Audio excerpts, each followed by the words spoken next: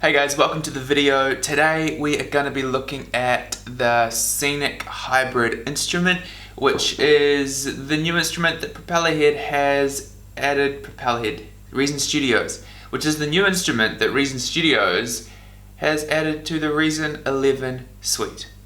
So, we're going to break this video into three parts. First of all, I'm going to give my impressions on what I think of the Scenic Hybrid Instrument. I think it's really cool. Then in the second part, I want to show you guys how, if you don't have the Reason 11 suite, you can take basically effects that we all already have in the normal Reason rack and actually recreate your own version of the Scenic Hybrid Instrument pretty well, I think. And then in the third part of the video, I want to talk a little bit about how I edit in Ableton and why I like the Ableton sequencer better than the Reason sequencer. A bunch of people have been asking about that, and this ended up being a really good session for me to show that in. So that's what I'll be talking about in the third part of the session. So let's get into it. Let's have a look at Scenic Hybrid Instrument. So I have a couple of instances of Scenic here. Let's just ignore these channels for now and focus on the blue ones. So this first one sounds like this. We can blend these two different sounds. The second one sounds like this. That is a helicopter. Cool. Alright, and the third one sounds like this.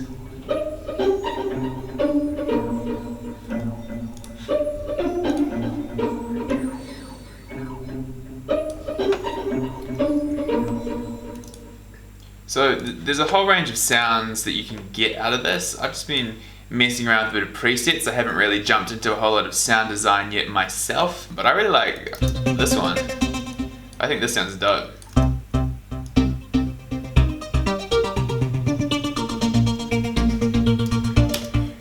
So the big thing about Scenic is that you can blend two sounds together. We have a waveform over here on this side, and we have a waveform over here on this side. The ability to add custom waveforms is coming. Reason Studios have announced that in, well, it's somewhere. I read it somewhere. But it's coming, so that'll be dope when that comes. But at the moment we've got a whole range of different waveform presets here to choose from anyway, and there's a pretty good selection, I think. This is the front panel. We can blend between the two sounds, and we can move these things around.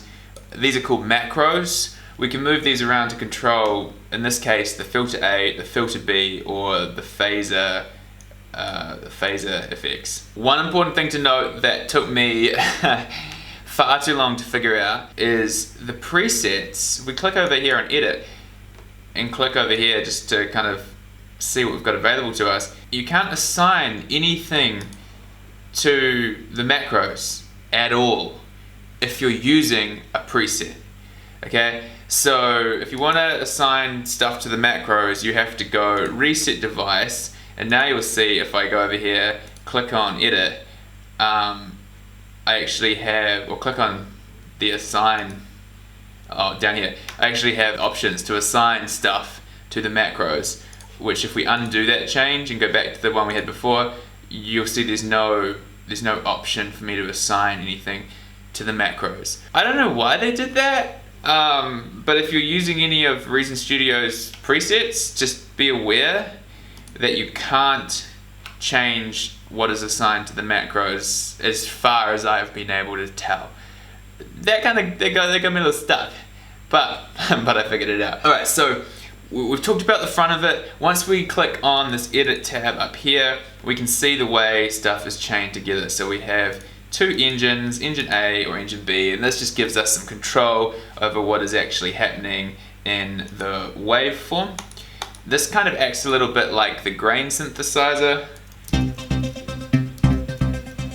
You can see it's playing back the sound. We can change the start position of the sound that it's playing from, or if we click on granular engine, that just gives us some other settings in regards to that. We can change the pitch, we can change the amp envelope, and the filter. And the filter envelope, basic stuff, and all of these things here let us assign different controls to those parameters. So that's pretty cool. Down here's your matrix, if you want to get really in depth and assign a whole bunch of stuff. Personally, I don't do a whole bunch of in-depth sound design. I prefer working with sounds as audio clips in the sequencer, which I'll show you later. And down here we have the two LFOs and this pulse thing. This is really cool. Yeah, this has got a whole bunch of like rhythmic pulse patterns, which are really cool. I really like this pulse setting. So those are the two engines, basic synth controls there, and this kind of screen, the granular engine, behaves a lot like Grain, if you're familiar with that synth from previous versions of Reason. Then over here we have an insert effects for each engine. And in that we have a chorus, a phaser, a saturator, and a tone shaper. I haven't really messed around with these effects very much, but what I did notice is that there is an effects input, which I haven't tested yet, but makes me wonder if you can route audio in here and just use the effects units as effects on other sounds rather than in the synth. I haven't tried that yet. I might give that a go. And then over here on the next panel we have echo and reverb after the insert effects. And then we have the master effects, a master reverb and master compressor, and the macro controls, which again, if you're using a preset from Reason Studios, you can't change what they control for some reason. It's a pretty simple interface.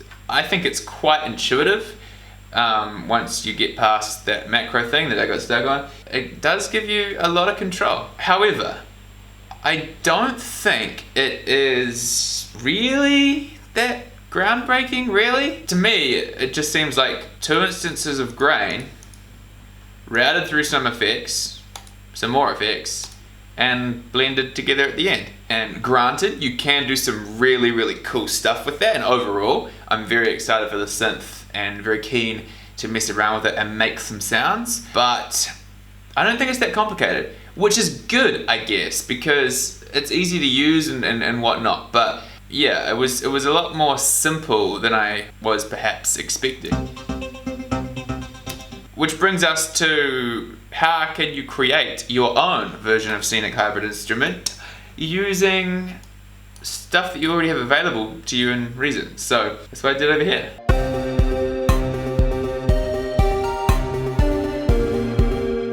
Alright, so I even downloaded a picture of Scenic Hybrid Instrument and gave my combinator the treatment if you really want to go the whole way into making your own version of Scenic. Okay, so let's open this up and talk about what I've got going on here in this combinator. I laid out two instruments, a grain, and then instrument 2, which is another grain.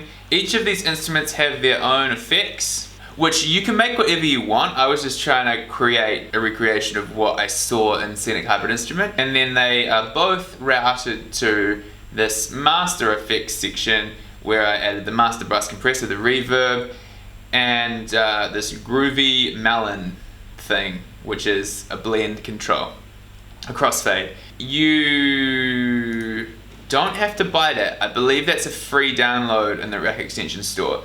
It's not stock in Reason, but if I remember correctly, it's one of the random free ones that I downloaded that's actually kind of useful.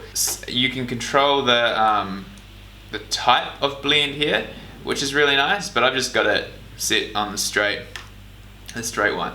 And then what I did in the programmer is I just routed the blend control here to the first rotary knob on the combinator, and I treated this other 3 rotary knobs on the combinator the same way that the macros work in the Scenic Hybrid Instrument. So in this case I just routed it to the filter for the first instrument, the filter for the second instrument, and distortion for the first instrument because I couldn't think of what else to put there. And so what we've got here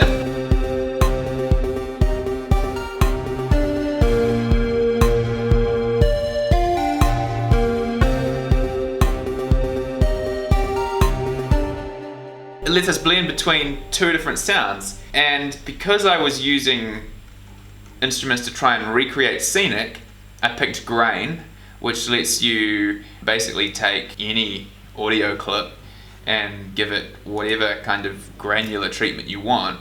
So this theoretically would give you more control than what you have in the Scenic instrument. And you've got the amplifier envelope and whatnot as well. You've got your full-on matrix and grain, so this theoretically is a more powerful synth engine than what you've got in Scenic. You've also got all the effects down here in grain, obviously. And so out of this first grain, I am going into stereo imager just to widen the sound a little bit because that's what I wanted here. And then I'm using a matrix to basically give it that rhythmic kind of vibe, which the pulse thing from Scenic does. So that was really, I think, the only thing that Grain didn't have. Kind of, you can set motion and stuff with the envelopes as well, so you could kind of do it, I guess, but the matrix lets you do it as well, and you can get whatever rhythm you want. After that, I've got grain running into this mixer, which would let you do a little bit of EQ or throw some auxiliary stuff in.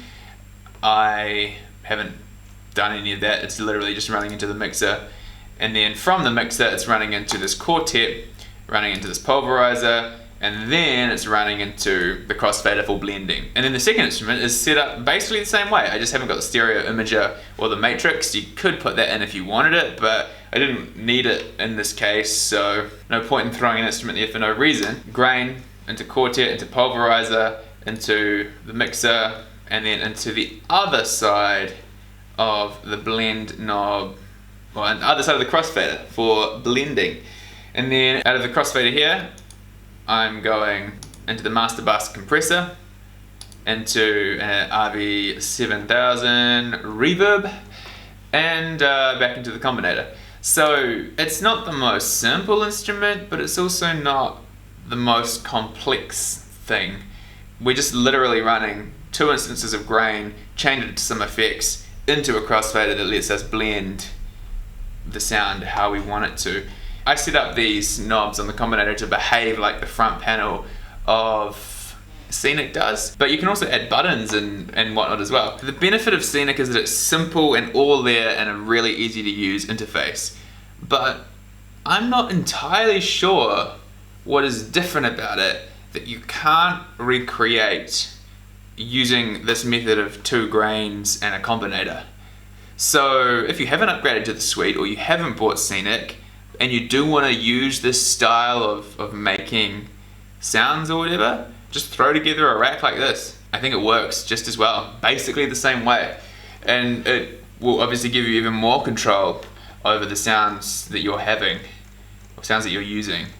It's just more complex, I guess, than a Scenic. So yeah, that is how to make your own Scenic hybrid instrument in Reason. Now, as a bonus, if you like these kind of blend style instruments and you haven't already, make sure you check out Native Instruments Complete Start, which is a free download, and it gets you some really cool instruments. I really like some of the sounds and stuff that you can get from the Native Instruments Complete Start, but these Player Series selection give you a blend style instrument as well.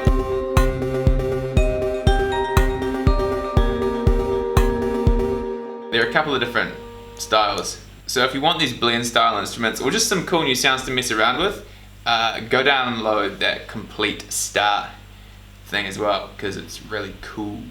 Alright, so I've just tested out that idea of using the Scenic Hybrid Instrument as an effects unit, which is actually kind of cool. This is another way you can use Scenic that you maybe hadn't thought of before. So what you have to do is you have to load a Reason Rack plugin effect. Then you go to Instruments and you add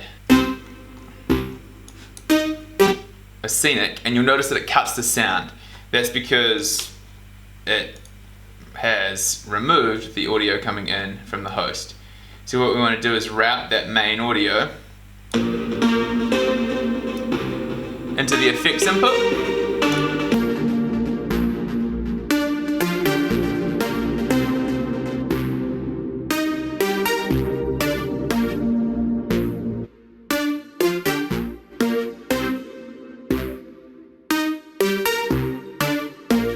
And you'll see that it actually lets us utilize all of the insert effects, the echo and the reverb, and the master effects, which is very cool. I feel like I like Scenic a lot more after discovering this. And I imagine that would probably allow us to utilize LFOs and the pulse stuff as well, running into these insert effects and master effects. So that's potentially another really awesome feature or way to use Scenic. And if you flip the rack around, you can see we've also got input effects for the left channel as well. So that would mean you can actually have two parallel sets of effects going at the same time. I'm not entirely sure if you could split the output because there's only one output here, so you probably couldn't do that, but parallel effects in Scenic. So not only is Scenic a dope synth for combining kind of waveforms and stuff, it also happens to be a pretty cool looking multiple effects unit in its own right. That's cool. I'm a fan of that. That's dope. Alright, let's talk about how I use the Ableton sequencer and how I tend to edit, because I had a bunch of people asking me about that. So I like working with audio. I don't really like sticking with MIDI. I feel like I'm half done when I'm just working with MIDI. So I just started messing around with this track. It's by no means done, but this is kind of my process, and it kind of shows why I kind of got sick of the Reason sequencer a little bit. So what I've done is I've taken this first sound that I had from Scenic and I recorded a version of it that was just the sound coming out of engine A.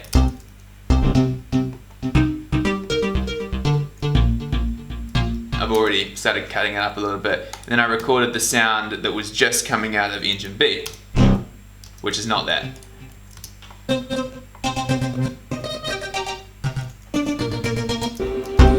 And this channel here is just a clip that I dragged down from there so I could throw some other effects on that I am using the Reason effect rack for. So far, this is what I've got.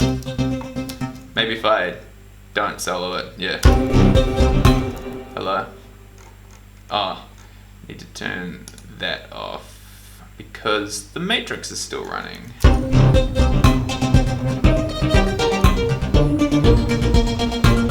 I've only got this far. So my process with this is I tend to mess around with clips and cutting stuff up and trying glitchy stuff, and then I'll usually kind of like take some out and I'll remove stuff until I get kind of a groove or whatever that I'm happy with. I don't know if I'm happy with this yet. This is just kind of where I was messing around with it for a little bit.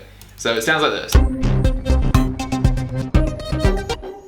So if I zoom in here, you can kind of see that I'm using a whole bunch of fades in and out, crossfades, and I just wanted to highlight why crossfades in Ableton are far superior to the ones in Reason and why I had a problem with the Reason implementation.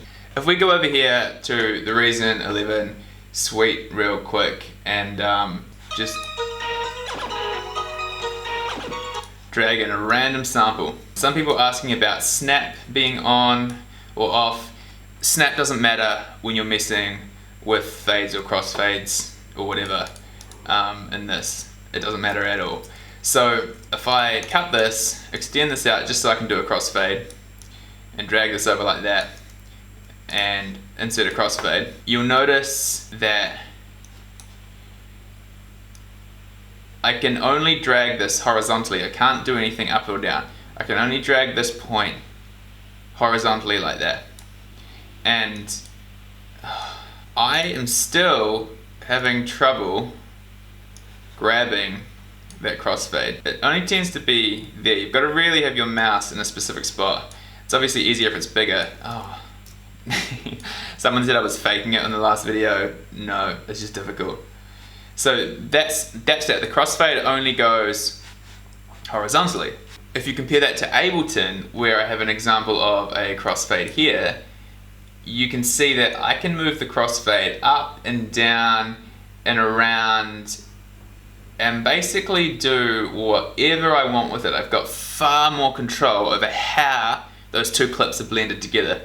And the way Ableton's crossfades work is if you have two clips that are next to each other, it basically just creates a crossfade. So as the clips come together, instant crossfade. You don't have to go through some weird right-click menu of adding a crossfade or layer clips on top of each other and then push them together to form a crossfade. It just does a crossfade when you have two clips next to each other. That's the issue that I had with the crossfade thing here. And some people were saying that it's just my opinion that crossfades are better in Ableton, but personally I feel like if you stack them next to each other like this, it's not even a comparison. One is obviously better than the other. And then so the other issue that I said I was having with fades is like if you're fading in and out of a clip here using this fade out thing up here, you cannot curve that. You can obviously turn snap off and stop it like locking to whatever your grid is set at, but you can't curve this part here. And if you look at the top, the only other things you can do is transpose the clip up or down 1 octave, and you can change the level a little bit. That's all you can do in Reason to edit an audio clip. You can also reverse it, which I did set up a hotkey for, and normalize it.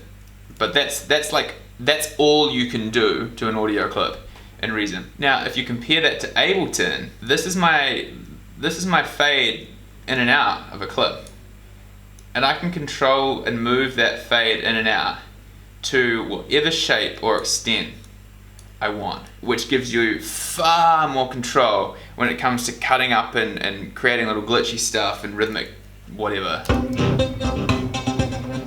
So the other thing that I can do in Ableton that I can't do in Reason is if you double click on an audio clip here, you get this whole sample control. So I can transpose down to -48 semitones or up 48 semitones, which is far more than the 12 that you could do in Reason. And you can also then detune by sense. I guess you could also do that in Reason, but still limited to 12. You've got a gain control here that's the same. You can still reverse, that's the same. But you can decide whether you want to turn the warp mode on or off, and then if warp mode is on, you have 6 different styles of warp mode, which all create different kind of sounds or textures when you are manipulating an audio clip, which when you're working just with audio clips, that gives you far more control over what you can do with the sounds. And the general sample kind of like waveform editor stuff here is pretty dope. And then you can also add envelopes to individual clips. The envelopes here are not automation, so you don't want to think of it like automation. The envelopes that only affect that clip. So you can actually create envelopes for virtually anything you could automate, but then in the same way that I said I didn't like to create volume fader automation in Reason because I like to have a master kind of control that I could use to change my volume pattern, that's what these envelopes are like. If you set up an envelope on a clip in Ableton, you can still adjust that parameter, and the envelope will adjust relative to your changes to the parameter on the clip. Does that make sense? It's kind of a little confusing. And the other thing that's really dope that you can't do in Reason is that you can set the groove, which is basically the regroove mixer in Reason. You can set the groove on a per clip level as opposed to a per track level, which you can do in Reason. As you can see, that gives me far more control over samples when editing glitchy stuff like that in Ableton. I just realized these are on, these should be off. There we go, that's a bit cleaner. So the audio that I recorded from Scenic is fine, like that sounds dope, but personally I just like getting in there and getting rhythmic and stuff and glitchy with the audio clips on like a clip by clip level. And I was doing all of this stuff in Reason. Like I was messing around with stuff like that, but I just found myself limited. Like I couldn't do half the stuff that I can in Ableton. So that is how I like to produce inside the Ableton sequencer, because a bunch of people were asking, and that's why I've got such an issue with the way that stuff like the crossfades was implemented in Reason. As I showed with that side-by-side comparison, there is no contest. Like Ableton's crossfading and fading in, it is far better, and I know other DAWs behave more like Ableton, so that's why I was really disappointed with Reason's implementation of it, because they added this feature which was supposed to be great in helping with workflow, but in terms of how I needed to use it in my workflow, it didn't actually give me that functionality. So anyway guys, that is the video for today. Thanks for checking it out. I really like Scenic Hybrid Instrument. I'm excited to mess around with it a little bit more. I haven't done any sound design in it myself, but if you have any questions or anything you want me to test out with it, make sure you leave a comment. Leave a comment and let me know whether you like Scenic Hybrid Instrument. Are you gonna buy it, upgrade, or are you just gonna try create your own version of the Scenic Hybrid Instrument using the racks and tools and stuff that you already have in the Reason rack? If you haven't already, subscribe to the channel, like the video, and I'll catch you guys next time as I continue to explore this Reason 11 update.